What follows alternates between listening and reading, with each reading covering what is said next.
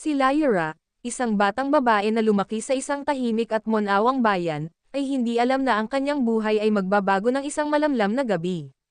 Minsan sa isang taon, dumaraan ang isang kakaibang buwan na nagbibigay ng hindi pangkaraniwang lakas sa mga nilalang sa kagubatan ng kanilang bayan, kagubatan na matagal nang iniiwasan ng mga tao. Sa kabila ng mga babala mula sa kanyang lola, si Lyra ay hindi matitinag. Nais niyang malaman ang higit patungkol sa mga kwento ng kagubatan, ang mga nilalang na naroroon, at ang mga misteryo na matagal nang itinago. Kaya't isang gabi, habang abala ang buong bayan sa kanilang selebrasyon, pinili ni Lyra na sumunod sa nararamdaman niyang kakaibang tawag mula sa kagubatan.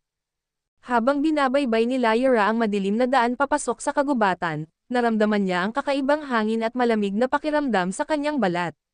Kasama niya ang kanyang matalik na kaibigan, si Aiden, na madalas na nagiging biktima ng biro ng ibang bata dahil sa pagiging mahiyain at tahimik. Hindi siya madalas makisama, ngunit may koneksyon silang dalawa na mahirap ipaliwanag. Huwag na tayong magpatuloy, Lyra, ani Aiden habang nagsisimula ng magbago ang hangin.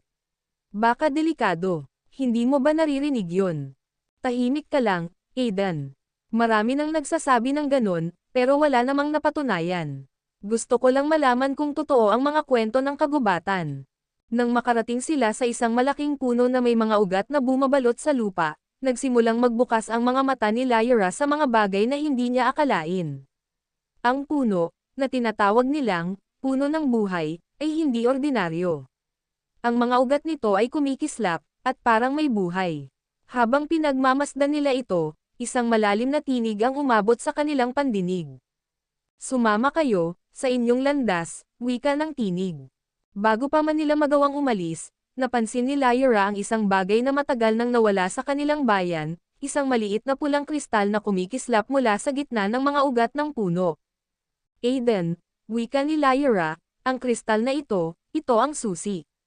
Kailangan natin itong dalhin. Ngunit bago pa man nila mapagdesisyonan kung ano ang gagawin, isang madilim na anyo ang lumitaw mula sa dilim ng kagubatan, at tila ba hindi sila pinapalabas. Habang tumatagal, nagsimulang magbago ang kalikasan sa paligid nila Lyra at Aiden. Habang hawak ang pulang kristal, ang mga ugat ng puno ng buhay ay tila gumagalaw, na parang may buhay na sumusunod sa bawat galaw nila. Ang madilim na nilalang na lumitaw sa harap nila ay unti-unting naging malinaw. Ito ay isang nilalang na may mataas na katawan, may balahibong itim na kumikislap sa liwanag ng buwan. May mga mata itong kumikislap tulad ng mga alitaptap, at ang kanyang mga pangil ay mahahabang parang pangil ng isang mabagsik na hayop. Hindi kayo dapat narito, wika ng nilalang sa isang tinig na parang hangin. Ano ang ibig mong sabihin? Tanong ni Lyra, tila ba walang takot sa kanyang puso. Ang kristal na hawak mo, batang babae, sagot ng nilalang, ay may kapangyarihang magbukas ng mga pintuan na hindi pa dapat malalaman ng sinuman. Hindi namin alam ang tungkol dito, sagot ni Aiden, nanginginig ang boses.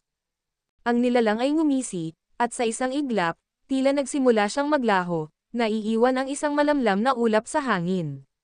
Pag-ingatan ninyo ang kristal, dahil ito ay susi sa isang kaluluwa na matagal nang nawala sa ating mundo, banta ng nilalang bago tuluyang maglaho. Dahil sa takot at pagkalito, agad na nagdesisyon si Lyra at Aiden na umalis sa kagubatan.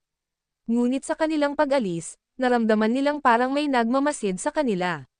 Puno ng tanong ang kanilang isipan, ngunit hindi pa rin nila alam kung ano ang tunay na kahulugan ng kristal at kung anong kapangyarihan ang taglay nito. Pagbalik nila sa bayan, nagdesisyon si Lyra na ipakita ang kristal sa kanyang lola, si Elda, na matagal nang hindi umaalis sa kanilang bahay. Si Elda ay may mga kaalaman tungkol sa mga sinaunang alamat at mahika na hindi alam ng karamihan. Kaya pala, wika ni Elda, habang tinutok ang mata sa pulang kristal na hawak ni Lyra.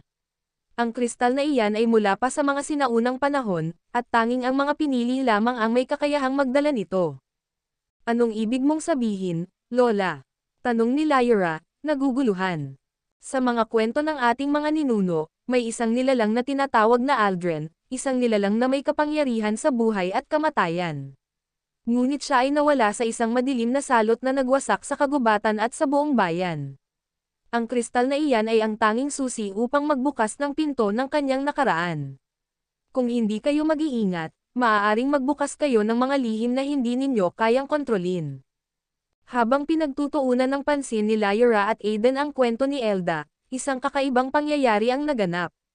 Isang gabi, habang ang buong bayan ay natutulog, isang malakas na tunog ang nagmula sa kagubatan. Ang buong bayan ay nagising at nakita nila ang isang malawak na liwanag na nagmumula sa gitna ng kagubatan. Ang kristal, wika ni Lyra, bukas na ang pinto.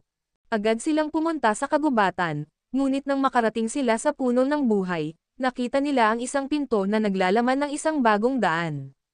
Hindi na nila kayang kontrolin ang kanilang takot, ngunit ang kanilang determinasyon ay nagpapaalala sa kanila ng kanilang layunin. Kailangan nilang alamin ang buong kwento ng kristal at ang kapangyarihan nito. Sa pagpasok nila sa pinto, natagpuan nila ang kanilang sarili sa isang kakaibang dimensyon. Ang buong lugar ay tila isang malaking labirinto ng mga buhay na puno ng mga espiritu ng nakaraan. Ang hangin ay malamig, at ang mga anino ng mga nilalang ay dumadaan sa paligid nila. Anong nangyari sa lugar na ito? Tanong ni Aiden, ang kanyang boses ay nag-aalangan. Aldrin, wika ni Lyra, na naramdaman ang presensya ng isang matinding kapangyarihan. Siya ang nagtataglay ng lahat ng kaalaman sa mundo ng mga espiritu.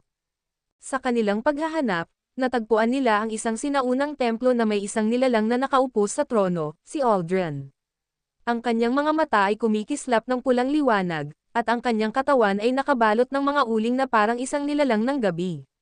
Si Aldrin ay tinitigan sila ng matalim. Kung nais ninyong makalabas ng buhay mula rito, kailangan ninyo ng isang kasunduan. Anong kasunduan? Tanong ni Lyra, ang kanyang boses ay matapang. Kailangan kong makuha ang kristal, at kapalit nito, ibabalik ko kayo sa inyong mundo, wika ni Aldrin, ang kanyang tinig ay parang hangin na dumaan. Agad na nag-isip si Lyra. Kung ibibigay nila ang kristal kay Aldrin, hindi nila alam kung ano ang magiging epekto nito sa buong bayan. Ngunit kung hindi nila ito ibibigay, baka magbago ang lahat ng kanilang buhay. Habang nag-iisip si Lyra, nagsimula siyang makaramdam ng kakaibang lakas mula sa kristal. Hindi siya makapaniwala, ngunit parang ang kristal ay nagbibigay sa kanya ng kapangyarihang humarap kay Aldrin. Alam niyang hindi nila kailangang sumunod sa kasunduan. Sa halip na magbigay ng kristal, gagamitin ko ito upang baguhin ang ating kapalaran, wika ni Lyra. Ang kanyang tinig ay matatag at puno ng lakas. Ang kristal ay kumikislap ng maliwanag na liwanag, at sa isang iglap, ang buong templo ay nayanig. Isang malakas na tunog ang narinig, at nagsimula ng maglaho ang madilim na kapangyarihan ni Aldrin. Sa isang iglap, natagpuan nila ang kanilang sarili sa kagubatan, at ang puno ng buhay ay bumalik sa pagiging tahimik. Ang dilim na bumabalot sa kagubatan ay naglaho, at ang mga nilalang ng kagubatan ay nagsimulang magbalik sa kanilang natural na anyo. Natapos na, wika ni Aiden, ang kanyang boses ay puno ng pasasalamat. Wala na tayong dapat ikatakot. Ngunit habang naglalakad sila pabalik sa bayan, napansin nilang nagbago na ang lahat. Ang kristal ay hindi na kumikislap at tila naglaho sa kanyang mga kamay. Pagbalik nila sa bayan, nakita nila na ang lahat ay naayos. Wala na ang mga anino, at ang mga tao ay nagbalik sa kanilang normal na buhay. Ang kwento ng kristal ay naging alamat na lamang, isang pagguni-guni ng mga taon. Si Lyra at Aiden ay bumalik sa kanilang mga buhay, ngunit ang mga alaala ng kanilang paglalakbay ay nanatili sa kanilang mga puso. Habang naglalakad sila sa baybayin, ang malamlam na buwan ay muling sumikat sa kalangitan. Naisip ni Lyra na ang kanilang paglalakbay ay hindi nagtatapos sa kagubatan, kundi patuloy na magpapatuloy sa mga darating na taon. Handa na akong maglakbay muli, wika ni Lyra, ang kanyang mga mata ay kumikislap ng pag-asa. Kahit ano pa man ang mangyari, hindi kami titigil. Ang kanilang kwento ay isang paalala ng lakas ng pagkakaibigan, pagmamahal, at ang kahalagahan ng pagharap sa mga pagsubok ng buhay. Sa pagtatapos ng kanilang paglalakbay, nagsimula silang magsulat ng kanilang sariling kapalaran.